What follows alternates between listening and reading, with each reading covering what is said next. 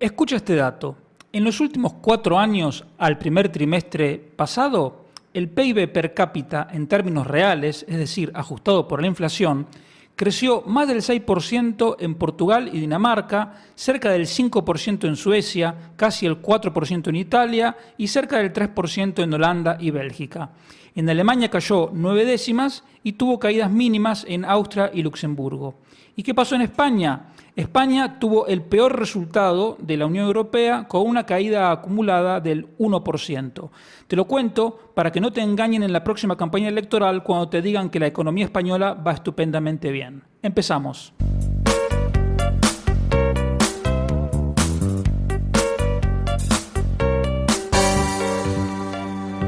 Economía Hoy, con Diego Barceló.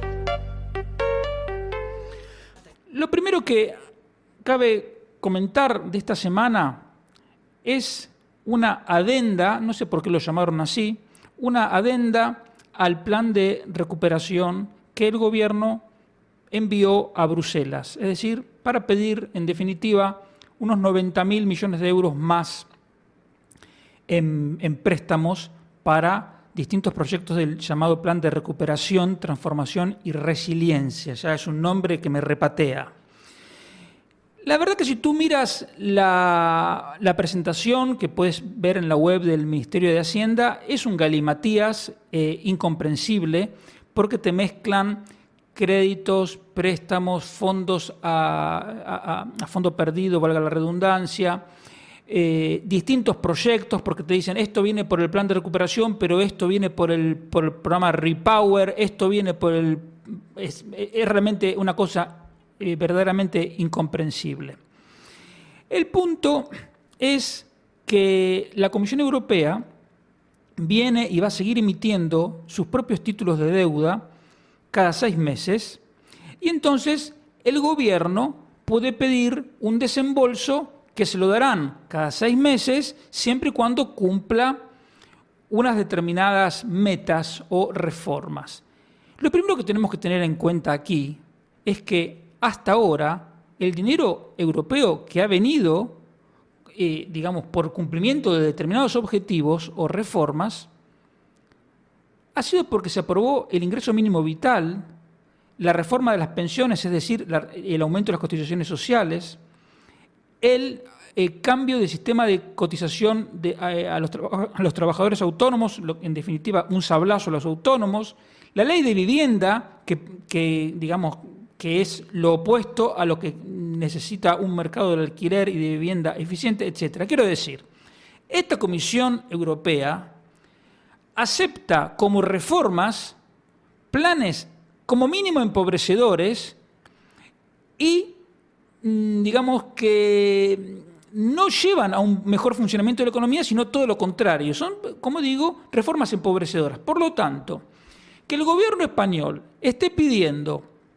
90.000 millones de euros más, comprometiéndose a reformas empobrecedoras, como te he dicho más de una vez, yo lo que me nace es decir, ojalá que no venga ni un euro más, porque si es a cambio de medidas que nos van a empobrecer, mejor estamos sin ese dinero y sin esas reformas. De hecho, todas las reformas que se han aprobado al calor de este plan, habría que derogarlas. Y además, hay otras dos cosas que a mí me preocupan mucho de este plan de recuperación. Lo primero, como te digo, que es un dinero que nos endeuda a cambio de reformas empobrecedoras. Pero, en segundo lugar, que son todos fondos, recursos que van a financiar proyectos que responden a las fobias del gobierno y no a las necesidades o a los deseos de los consumidores. Porque se va a poner 12.000 millones de euros para la fabricación de microchips, para el vehículo eléctrico más de 4.000 millones, para la descarbonización industrial más de 3.000 millones, para la digitalización del ciclo del agua, esto realmente no entiendo qué es, 3.500 millones. Hablamos de miles de millones como si fuesen monedas. Pero esto es lo que es más imprescindible, más perentorio para aumentar el bienestar de la sociedad?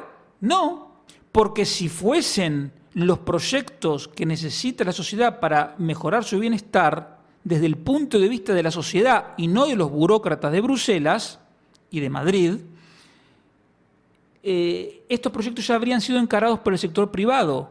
La gente ya estaría demandando más vehículos eléctricos y el caso no es así. A la gente le quieren imponer con su propio dinero, porque estos fondos europeos los vamos a pagar nosotros, con su propio dinero a la gente le quieren imponer una agenda verde, guay, y, renovable, etcétera, etcétera.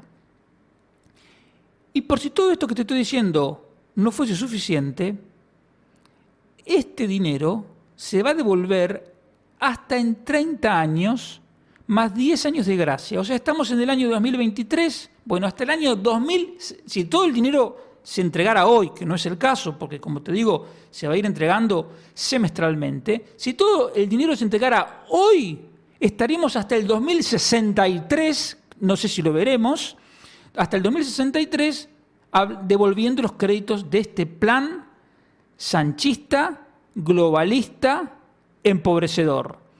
Es verdaderamente una tragedia. Ojalá que el nuevo gobierno llegue a tiempo para cambiar esas reformas, para cambiar los objetivos, aunque la verdad no tengo demasiada fe en ese cambio. Lo segundo que te quiero comentar tiene que ver otra vez con el tema del mercado de trabajo. ¿Por qué? No es que hayan salido ningún dato nuevo, pero es necesario insistir porque estamos a las puertas de una nueva campaña electoral y el gobierno va a sacar pecho porque va a decir que la afiliación a la Seguridad Social está en máximos históricos y que por lo tanto es el gobierno que ha creado más empleo y que entonces merece seguir 4 años más, etcétera, etcétera. Y entonces lo que quiero es comentarte un análisis que hice ahora sobre el mercado de trabajo para justificarte por qué creo que el mercado de trabajo en España no está bien a pesar de ese récord de afiliación. ¿Por qué hay que poner en el centro el mercado de trabajo? Porque el mercado de trabajo es fundamental, esto es obvio, para que una sociedad prospere. Hay una fórmula matemática en la cual se puede, digamos, esto que es evidente, digamos, se puede justificar hasta incluso matemáticamente, por lo cual uno puede ver que el Producto Interior Bruto per cápita depende de las horas que trabaja en promedio cada ocupado, lo que es obvio también, de la productividad de esas horas, es decir, de cuánto se aprovechan esas horas que trabajan, de la tasa de empleo, que es de la gente que puede trabajar, cuántos están trabajando, y finalmente de la proporción de la población que está en edad de trabajar. Porque te doy un ejemplo, si estuviéramos en un pueblo donde toda la población tiene más de 80 años, evidentemente esa gente ya no está en condiciones de trabajar, digamos, sería el caso más normal, no están en condiciones de trabajar, y por lo tanto el Producto Interior Bruto per cápita tendería a cero, porque ahí no habría producción.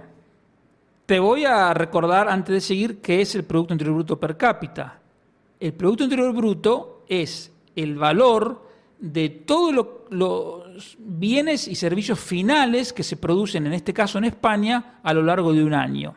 Eso, dividido el número de habitantes, te da una determinada cifra que es el Producto Interior Bruto por habitante. Cuando tú lo corriges por la inflación, es decir, le quitas la variación de los precios, lo que te queda es como el volumen producido y al no haber una distorsión de precios puedes comparar el de 2023 con el de 1970 o con el que tengas ganas porque, insisto, no está la distorsión de la inflación. De estas 4 variables que te comenté, las 3 primeras dependen del buen funcionamiento del mercado de trabajo. Ahora, ¿qué proporción de la población está en edad de trabajar? Eso ya es un tema demográfico. ¿Qué nos dicen los datos? En el primer trimestre de este año, cada ocupado trabajó en promedio 418 horas. Y tú dirás, ¿y eso es mucho o es poco? Bueno, son 20 horas menos que en el primer trimestre de 2019. Te voy a hacer todas las comparaciones, primer trimestre de 2023 contra el primer trimestre de 2019. 4 años. La productividad de cada una de esas horas trabajadas aumentó un pelín, aumentó un 1,2%.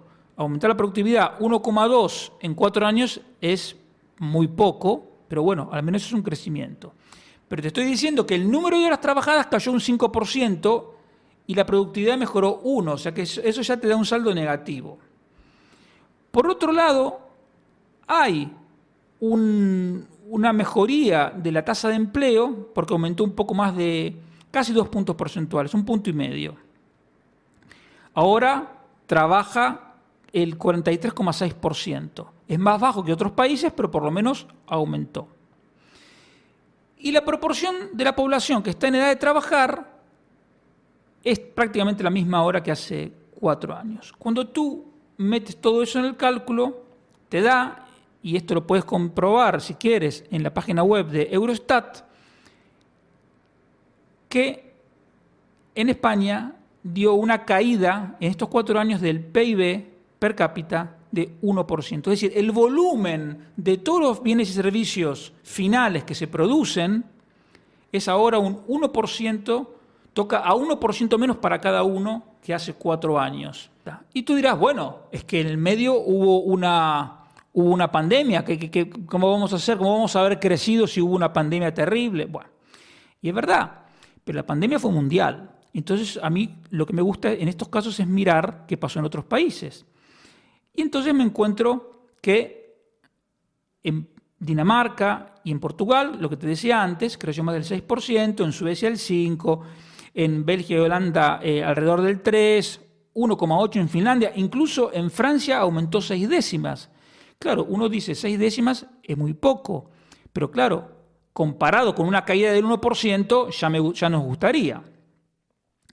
Si nos queremos consolar, podemos decir que Alemania cayó 9 décimas, que también hubo caídas mínimas en Austria, en Luxemburgo, pero también yo te puedo decir, ojo, no seamos conformistas comparándonos con Alemania y con Austria, porque en Irlanda creció 26%, en Hungría, si mal no recuerdo, el 9%, en Polonia más del 14%, y nosotros, como digo, caímos el 1%.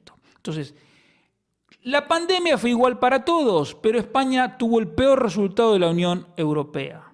¿Por qué? En realidad la respuesta es fácil, porque tenemos la peor política económica de la Unión Europea porque está inspirada en principios comunistas, los principios del manifiesto comunista. Y como todo programa comunista lleva al empobrecimiento, el caso de España, digamos, en una medida afortunadamente más moderada, pero tiende al empobrecimiento. Por lo tanto, lo que te quiero decir con esto es que los sucesivos máximos históricos de afiliación, aun siendo ciertos, no tienen relevancia. Es más, yo diría que son récords históricos que habría que disimular, porque ¿cómo le explicas, cómo se te queda la cara si le tienes que decir a la gente que estamos en récord histórico de puestos de trabajo, pero al mismo tiempo somos un 1% más pobres? Y te voy a decir otra cosa que normalmente no te dice nadie, pero que es muy importante y que también ayuda a cuadrar el círculo. Lo que hay, comparando siempre el primer trimestre de 2019 con el primer trimestre de 2023, son casi 1.400.000 puestos de trabajo más, pero no ocupados más.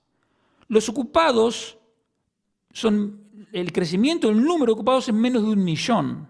Entonces te estoy diciendo 1.400.000 puestos de trabajo, pero solo 1 millón de ocupados más. ¿Por qué? Porque hay gente que tiene 2 o 3 trabajos. Y cuando la Seguridad Social cada mes informa el dato de empleo registrado, te está dando el número de afiliaciones. Y si tú tienes 3 trabajos, tú apareces 3 veces. Y eso también ayuda a este récord, ¿sí? Pero así todo, es casi 1 millón de personas trabajando más que hace 4 años. O sea, la cantidad de empleo, eso no se puede discutir, ha crecido. El problema es que eso no ha servido para aumentar el bienestar porque, como te digo, el PIB per cápita ha caído. Entonces tú puedes decir, bueno, puede ser que la sociedad prefiera trabajar menos horas porque quiere tener más tiempo libre, porque quiere ir a un curso de guitarra, quiere estar con sus hijos o por lo que sea. Y aún en ese caso, la sociedad podría decir, prefiero ser más pobre, pero estar más tiempo con mis hijos, por ejemplo. Pero no es el caso español. Porque cuando tú miras la proporción de gente que trabaja a tiempo parcial, te encuentras que ahora hay 100.000 personas menos trabajando a tiempo parcial que a principios de 2019. Y el número de pluriempleados, la gente que tiene más de un trabajo, es decir, gente que no quiere tener tiempo libre, quiere trabajar más, aumentó en 86.000 personas. ¿Sí? Entonces, hay menos gente trabajando a tiempo parcial y más gente que tiene más de un empleo. Además, tienes 1.600.000 subocupados, que es gente que quiere trabajar más y no encuentra dónde. Pero entonces, acá es donde uno dice, ¿cómo es posible que si hay menos gente trabajando a tiempo parcial y hay más pluriempleados, se haya reducido el número medio de horas trabajadas? Y la respuesta, que tampoco te la dicen en general, es por el absentismo, que es un tema que te comenté el otro día. ¿Qué es el absentismo? Es la ausencia del puesto de trabajo en un horario de trabajo, sea por enfermedad común, accidente no laboral, permisos, licencia y un montón de otras causas. En 2022, el absentismo fue el máximo histórico. Se perdieron 113 horas anuales por trabajador, cuando en 2019 el absentismo había hecho perder 90 horas anuales por asalariado. Es decir, se están perdiendo 90, 100, 23 horas más por año por trabajador. Si tú multiplicas las horas perdidas por absentismo por el número total de asalariados, llegas a ver que en 2019 se perdieron 1.500 millones de horas de trabajo a lo largo de todo el año. Y en 2022 se perdieron 1.900 millones de horas de trabajo. O sea, se perdieron 400 millones de horas más de trabajo. Si multiplicas esos 1.900 millones de horas perdidas de trabajo por 22 euros la hora, que es el coste laboral total del coste, como digo, laboral en España, te das una idea del coste gigantesco que tiene el absentismo para las empresas y para el conjunto de la economía. Gran parte de los puestos de trabajo que se están creando son para reemplazar a gente que está de baja, gente que está enferma, gente que está con permisos, con licencias, etcétera, etcétera. Entonces, te aparecen como dos ocupados, pero resulta que uno está en un curso, no está trabajando, y el otro sí está trabajando. Y de ahí te surge una menor producción por habitante. Pero además hay otro problema, que es la reforma laboral. ¿Por qué? La reforma laboral de Yolanda Díaz. ¿Por qué? Porque esta reforma laboral puso como prioridad reducir la temporalidad. Pero ¿cuál es el problema más importante que tiene el mercado de trabajo en España? Es el desempleo. Tenemos la tasa de paro más alta de Europa. Pero entonces, a pesar de tener la mayor tasa de paro de Europa, este gobierno, ¿qué hizo?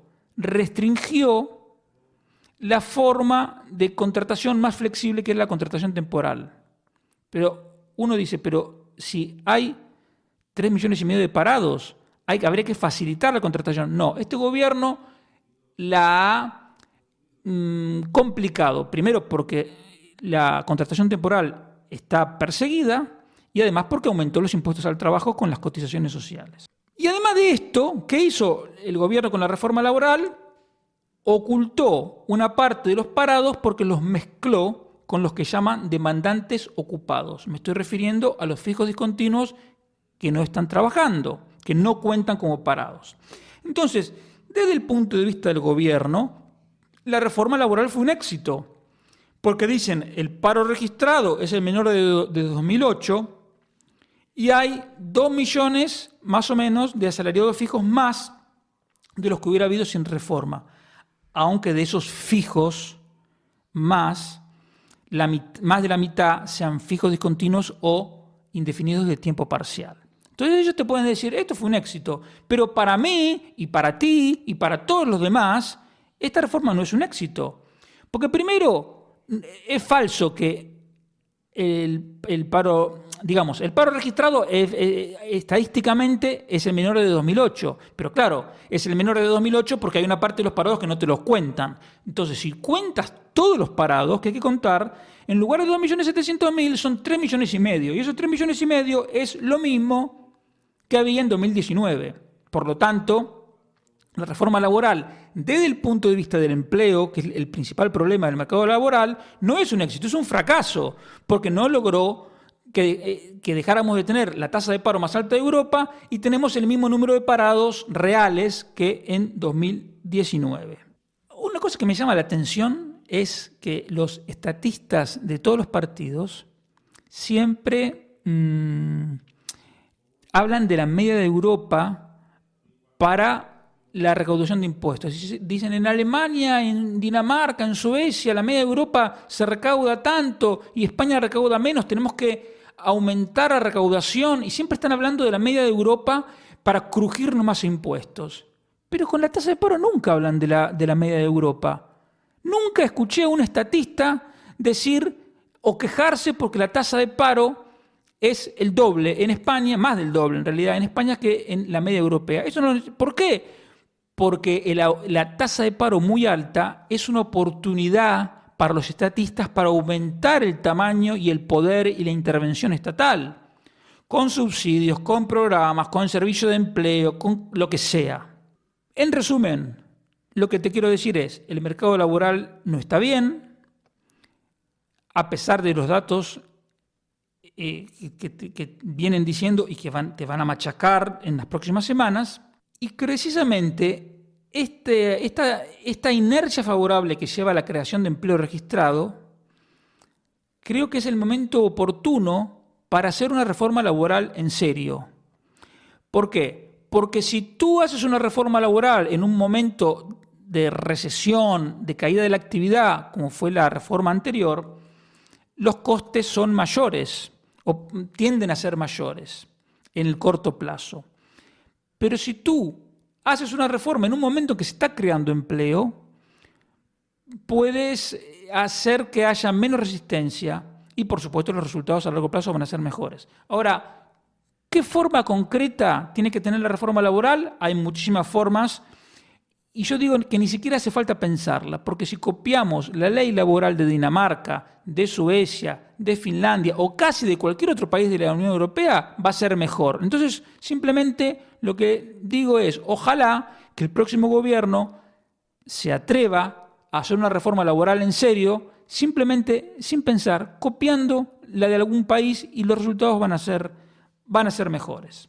El tercer tema que te quiero comentar antes de hacer una breve pausa es algo que me llama la atención y que habrás seguramente visto en algún medio o escuchado en alguna radio. Y es lo siguiente. El año que viene, en 2024, van a volver a aplicarse, después de 4 años de suspensión, las reglas fiscales. Es decir, el compromiso que asumió España de no tener un déficit fiscal mayor al 3% del PIB, ni una deuda pública mayor al 60% del PIB. Por supuesto que el cumplimiento no va a ser inmediato, pero España tiene que decir cómo piensa empezar a cumplir eso, cómo va a ser para bajar, por ejemplo, la deuda pública, etc.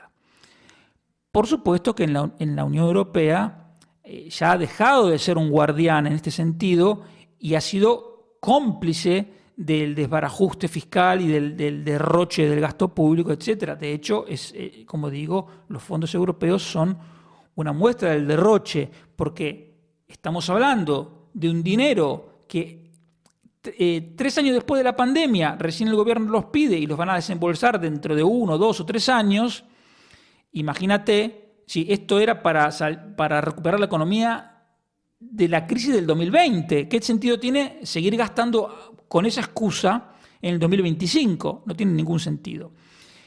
Pero es que no les importa, porque son estatistas y quieren aumentar el tamaño del Estado. Y para ellos y en el caso de la Comisión Europea, de esta Comisión Europea, además quiere imponer una agenda. Entonces a ellos les viene bien.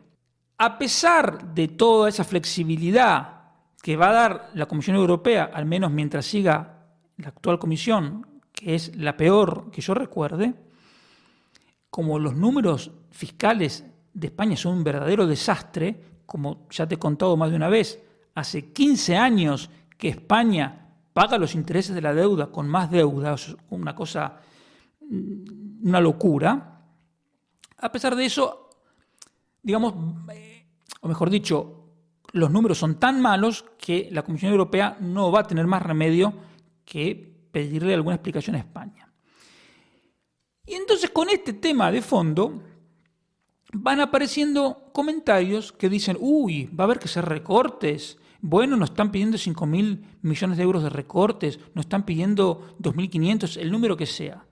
Pero lo increíble es que esos comentarios se hacen desde un sentido reprobatorio, es decir, como diciendo, ¿qué problema? Vamos a tener que recortar, ojo que quieren recortar. Pero, ¿se han dado cuenta lo que gasta el sector público español? ¿Se han dado cuenta quiénes son los que financian ese monstruo estatal español? El gasto público total del conjunto de administraciones públicas en 2022 fue de 611.000 millones de euros. Lo podemos dividir en dos grandes grupos, el discrecional, es decir, la inversión pública, los salarios públicos, los gastos de funcionamiento, que son 357.000 millones, y el no discrecional, es decir, aquello que el gobierno tiene que gastar más allá de su voluntad, como las pensiones, el seguro de desempleo, los intereses de la deuda. Que esto estoy haciendo un poco la vista gorda, porque aunque te digo que es no discrecional, el gobierno aumentó irresponsablemente las pensiones un 8,5%, que es algo que no tenía ninguna necesidad de hacer y que fue, digamos, financiado con deuda pública, es una barbaridad. En los años de Sánchez, el gasto discrecional ha aumentado en 29%. Es una auténtica barbaridad, 29%, sobre un gasto que no era escaso. ¿Eso qué significa en millones de euros? Sánchez gasta 85.000 millones de euros más solo en la parte discrecional que cuando llegó. Entonces, en ese contexto, que me digan que tiene un recorte de 2.500 millones o 5.000, me parece nada. Habría que bajar el gasto público en 60.000 millones de euros. Este gasto extra de Sánchez, estos 85.000 millones de euros más que está gastando Sánchez en la parte discrecional, ¿sabes a cuánto equivalen? Son 5.000 euros más por año por cada ocupado en el sector privado. ¿Y por qué te hablo de los ocupados en el sector privado? Porque somos los que pagamos la fiesta. Entonces, a nosotros, a cada uno de nosotros, Sánchez nos tiró una mochila de 5.000 euros que nos confisca de manera directa o indirecta a través de los impuestos, a través de la inflación, a través de distintas maneras. Entonces, ¿cómo puede haber una persona con dos dedos de frente que se preocupe porque tenga que haber recortes? Tendría que haber manifestaciones pidiendo recortes, porque los recortes son lo único que nos puede aliviar esta carga de mochila, de piedras que nos puso Pedro Sánchez y el comunismo. Además, hay una incongruencia. No nos podemos quejar de que la deuda pública es muy grande y de que Pedro Sánchez gasta mucho y del déficit fiscal y al mismo tiempo decir que estamos preocupados porque puede haber recortes. Ojalá haya recortes. ¿O tú no crees que sobran enchufados, que sobran chiringuitos, que sobran gastos institucionales completamente inadecuados, gastos en publicidad totalmente desproporcionados? ¿Tú no crees que eso pasa? Claro que pasa. En cada esquina te puedes encontrar un ejemplo de derroche estatal. Hacen rotondas donde no corresponde, ponen bicisendas donde no hay bicicletas, ponen aeropuertos donde no hay aviones. Es un disparate. ¿Cómo puede haber alguien que se oponga a los recortes? Insisto, habría que hacer manifestaciones para que recorten y votar al partido que pida más recortes. Si recortaran el gasto discrecional en 60.000 millones, igual se estarían gastando 25.000 millones de euros más que cuando llegó Sánchez, solo en la parte discrecional. Porque a eso le tienes que sumar 46.000 millones más que está gastando en ingreso mínimo vital, el aumento de las pensiones, intereses de la deuda, etc. Y eso no lo estoy contando. En total, Sánchez está aumentando el gasto desde que llegó en más de 130.000 millones de euros. Si yo te digo que recorten en 60.000, sería cortar menos de la mitad de lo que aumentó Sánchez.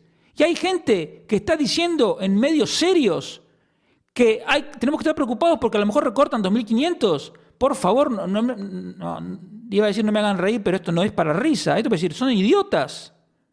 Tienen que recortar 60.000 millones o más, porque lo estamos pagando nosotros. Y cuando vemos que el Producto Interior Bruto ha caído, a pesar de que hay más gente trabajando, también tiene que ver con esto. Porque una mayor proporción del gasto total de la economía se decide con criterios políticos, no con criterios de eficiencia. Por lo tanto, se asigna mal y nos empobrece.